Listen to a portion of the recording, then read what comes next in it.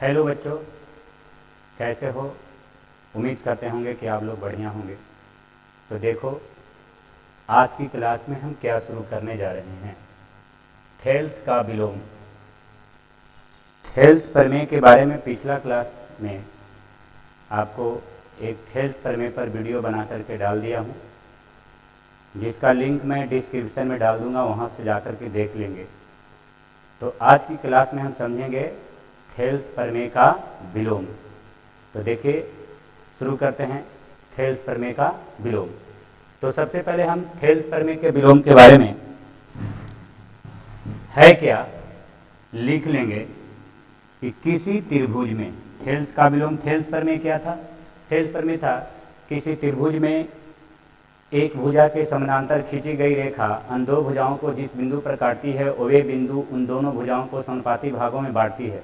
तो जस्ट इसका उल्टा, थेल्स प्रमेय के उल्टा यानी कि विलोम कहेंगे किसी त्रिभुज में वह रेखा जो उन दो भुजाओं को समानुपाती भागों में बांटती है वह तीसरी भुजा के समानांतर होती है। तो थेल्स के विलोम के बारे में यहाँ लिख लेते हैं कि किसी त्रिभुज में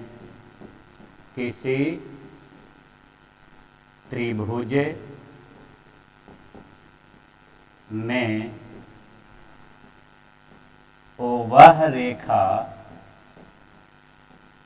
जो उन दो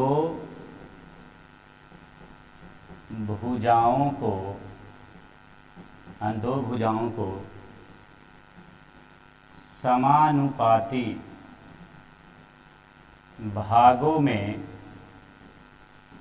समानुपाती भागों में बांटती है,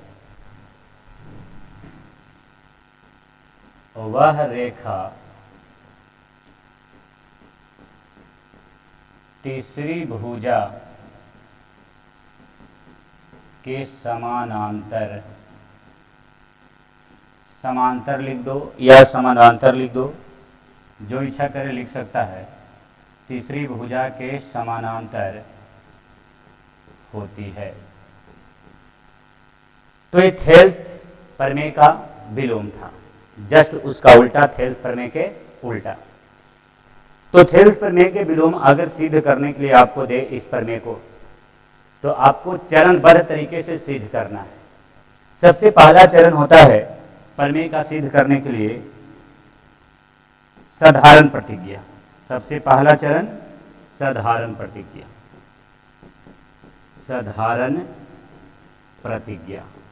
और बताया गया है आपको कि साधारण प्रतिज्ञा में हम प्रमेय को ही लिखते हैं।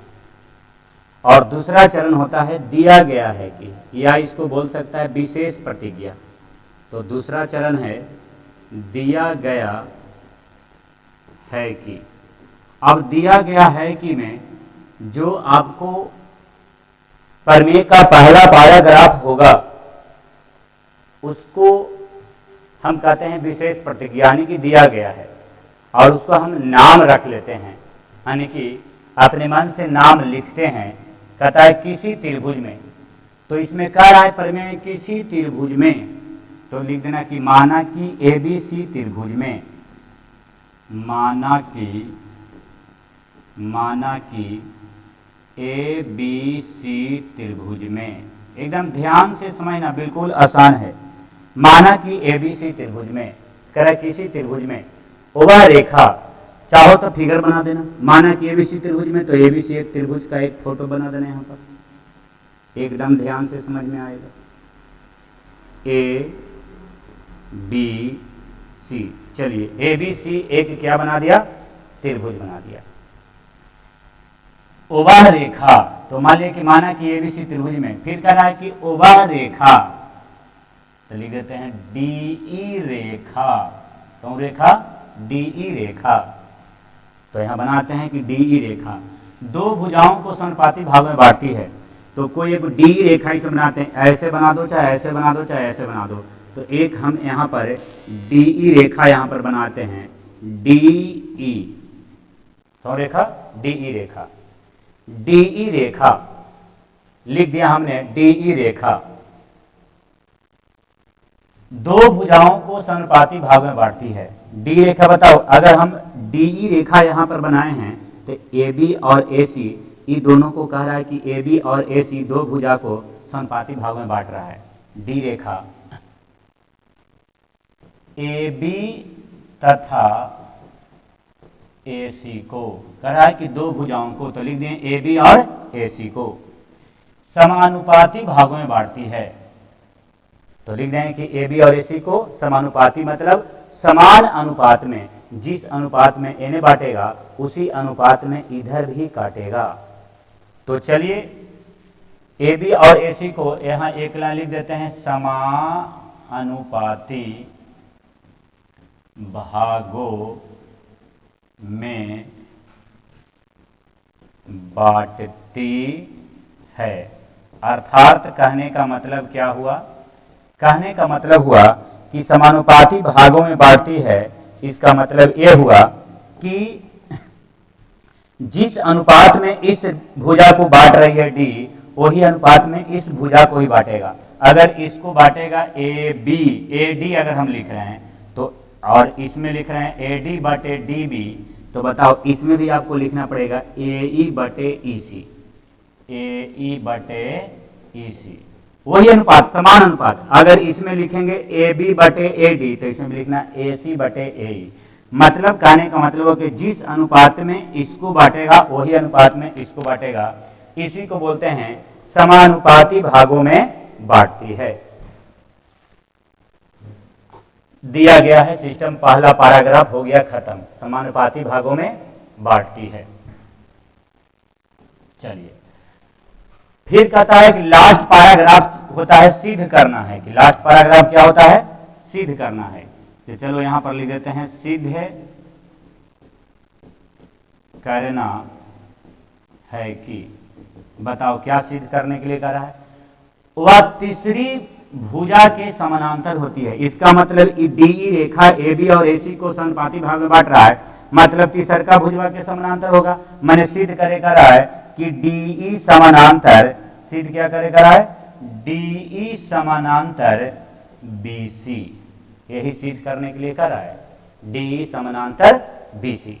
चलिए तो जो हम लोग को दिया गया था और जो सिद्ध करना था उसको इतना लिखना पड़ेगा। तो हम लोग 3 चरण तक पहुंच गए। चौथा चरण होता है रचना या बनावट। चौथा चरण क्या होता है? रचना या बनावट, कुछ भी कह दो। तो चलिए चौथा चरण हम यहीं लिख देते हैं रचना। रचना में एक बात एकदम ध्यान रखना, ये दोनों तो समानांतर है नहीं, ये दोनों को तो समानांतर लाना है। तो रचना में क्या करना कि डी से एक रेखा खींच देना, इसका नाम चलो रख देना कुछ है, चलो पी नाम रख देते हैं, पी, पी सुंदर नाम है पी। तो डी से एक डीपी रेखा बीसी के समानांतर खींचना संभव है तो लिख देंगे यदि संभव हो तो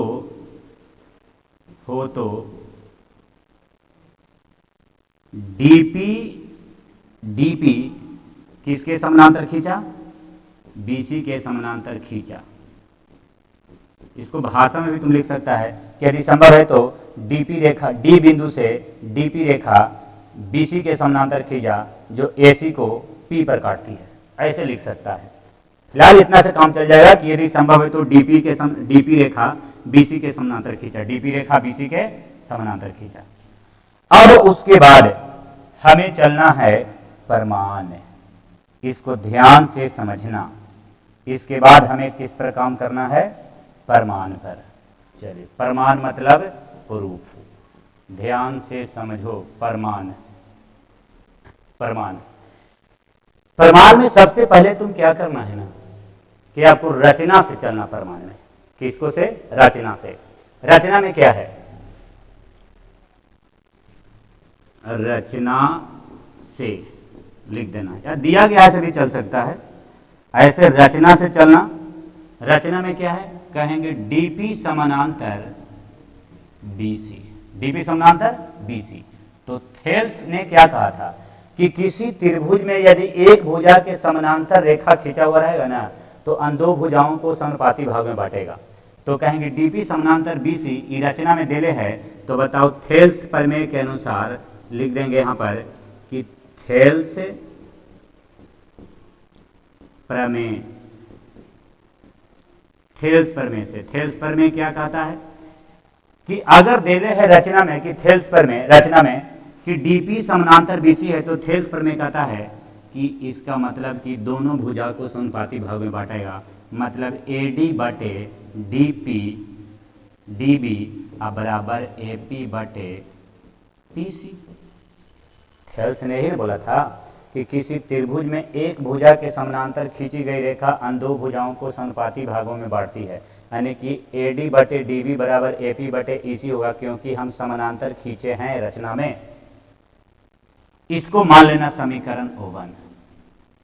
उसके बाद एक लाइन लिखना कि चूंकि दिया गया है कि, बताओ क्या दे ले है, कहेंगे दिया गया है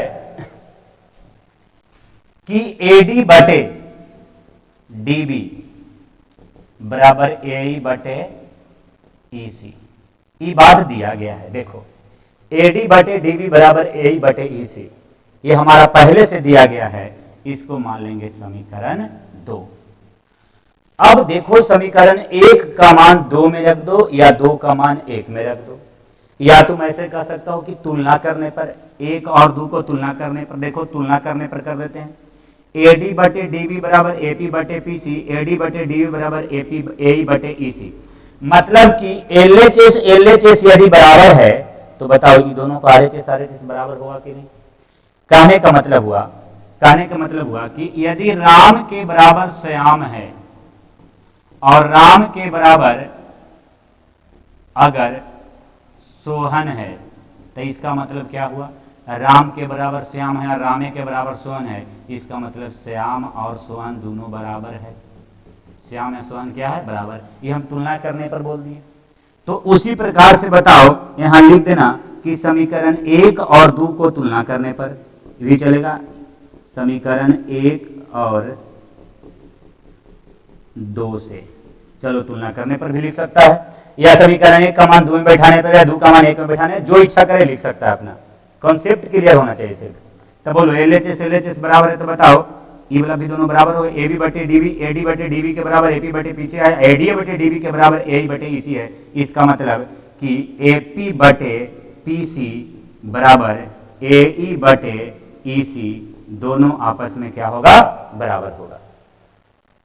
यहां तक किसी को दिक्कत? अब यहां पर देखेंगे हम दोनों तरफ एक जोड़ देंगे।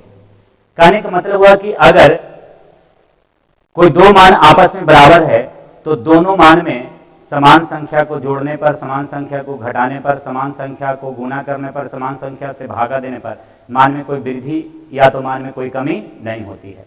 तो हम क्या करेंगे कि दोनों तरफ एक जोड़ देंगे। दोनों तरफ एक क्या करेंगे, जोड़ देंगे। तो लिखेंगे यहां पर कि दोनों तरफ है, दोनों तरफ एक जोड़ने पर, दोनों तरफ एक जोड़ने पर जोड़ दो। एपी बटे पीसी जोड़ 1 और ए बटे ईसी जोड़ 1। बताओ नीचे कुछ न तो 1, नीचे कुछ न तो 1, इसका कैलकुलेशन कर देंगे। PC01 के एलसीएम हो जाएगा PC। तो बताओ PC से PC खत्म तो हो जाएगा AP जोड़ AP से PC मरतबा तब PC। बताओ EC01 के लघुत्तम क्या हो जाएगा, EC। तो EC से EC खट गया तो बताओ AE और 1 से EC मरतबा है तो बताओ क्या हो जाएगा, EC। अब यहां पर देखना, ऊपर लिख देना है, इतना में काम हो जाएगा। AP जोड़ PC कने हैं, फिगर में देखना AP जोड़ PC है कने, देखना फिगर में AP जोड़ PC। देखो क्या कह रहा है, AP जोड़ PC। तो कहाँ AP जोड़ PC, कहेंगे AP जोड़ PC। तो AP जोड़ PC बराबर हम लिख सकते हैं AP जोड़ PC, यानी इतना जोड़ इतना, यानी कि इतना। AP जोड़ PC बराबर AC। तो AP जोड़ PC की जगह हम AC लिख सकते हैं कि नहीं। थोड़ा सा इसको छोटा कर देते हैं ताकि आपको दोनों बातें एक साथ नजर आ जाए। चलिए यहाँ पर चलिए हल्का बड़ा कर लेते हैं। चलो अब ध्यान से समझना, बोलो दिखाई दे रहा होगा। AP जोड़ PC कहेंगे AP यहाँ से यहाँ तक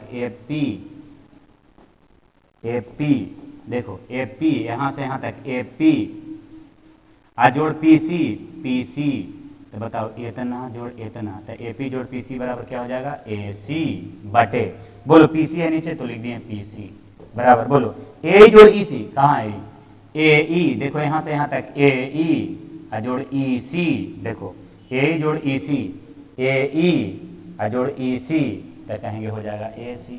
अब बटे नीचे क्या है EC, बताओ AC से AC खत्म, तो बताओ क्या आगे हमारा एक मरतबे कट गया, तो तिरछा तिरछा अगर गुना करेंगे तो PC बराबर हो गया EC। मतलब कह रहा है, ध्यान से समझना कि PC बराबर क्या हो गया AC। अब इसको थोड़ा सा बढ़िया से लिख देते हैं, ये E था और यहाँ पर P था, कह रहा है PC देखो P से लेके C तक की दूरी बराबर EC, E से लेके C तक की दूरी, क्या यहाँ से यहाँ और यहाँ से यहाँ तक की दूरी आपस में बराबर संभव है? कहेंगे संभव नहीं है। तो तुम कहेगा सही बराबर आ गया कैसे? इसका मतलब हुआ कि P और E दोनों एक ही बिंदु है, एक के बिंदुआ पर है, मतलब संपाती है, बिंदुआ के ऊपर बिंदुआ है। तो हम कहेंगे कि अतः P तथा E संपाती है, सोचे है संपाती है। जब बताओ P और E संपाती है माने एक ही बिंदु है, तो बताओ हमें क्या दिया गया था? रचना में लिखे थे DP समानांतर BC, DP समानांतर BC। तो बताओ P और E संपाती है, P और E एक ही बिंदुआ है, तो बताओ P के जगह हम बताओ P के जगह E लिख सकते हैं कि नहीं? क्योंकि P और E दोनों एक ही बिंदु है, तो P के जगह हम E लिख दें। अरे C से C ऐसे भी मोटा मोटी दिमाग लगा दो, तो P बराबर E, तब बोलो P के जगह हम क्या बैठा दिए E बराबर कौची हो गया BC, सॉरी यहाँ पर होगा समानांतर। तो बताओ DP समानांतर BC रचना में दिया गया है, तो बताओ P के जगह हम E लिख सकते हैं कि नहीं? तो P के जगह E लिख दिए, तो लिख दिए DE समानांतर BC, कहेंगे यही सिद्ध करना था, छठा चरण यही सिद्ध करना था। तो आज की क्लास इतना ही, अपना राय विचार कमेंट में जरूर लिखें और इसके बाद की क्लास नेक्स्ट वीडियो में। Thank you.